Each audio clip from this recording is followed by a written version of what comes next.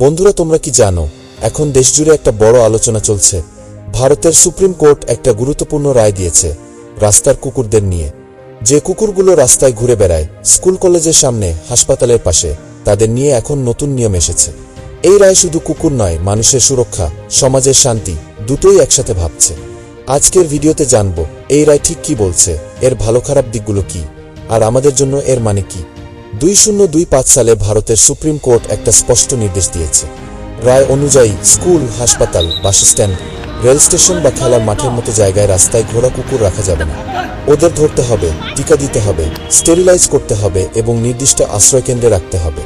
এই নিয়ম পুরো দেশের জন্যই প্রযোজ্য, শুধু দিল্লি বা কোনো একটা রাজ্য নয়। তবে এখানেই শেষ নয়। আদালত বলেছে, যদি কুকুরটি আগ্রাসী না হয় বা র্যাবিজের মতো রোগ না থাকে, তাহলে টিকা ও স্টেরিলাইজেশনের পর তাকে আবার তার পুরনো এলাকায় ছেড়ে দেওয়া যেতে পারে। অর্থাৎ রায় বলছে, মানুষের নিরাপত্তা যেমন দরকার, তেমনি প্রাণীদের বাঁচার অধিকারও গুরুত্বপূর্ণ।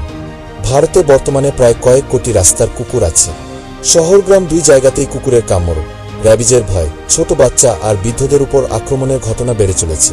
সুপ্রিম কোর্ট বলেছে, মানুষের জীবন সবচেয়ে মূল্যবান। শিশু ও প্রবীণদের নিরাপত্তা নিয়ে কোনো আপস করা যাবে না। এই কারণেই আদালত চায় স্থানীয় প্রশাসন ও পৌরসভাগুলো দায়িত্ব নিয়ে এই সমস্যার একটা মানবিক ও নিরাপদ সমাধান করুক। এই রায়ের অনেক ভালো দিকও আছে। শহর ও জনবহুল এলাকায় কুকুরের ভয় কিছুটা কমবে। টিকাদান ও স্টেরিলাইজেশনের ফলে র্যাবিজের মতো রোগ অনেকটাই কমে যাবে।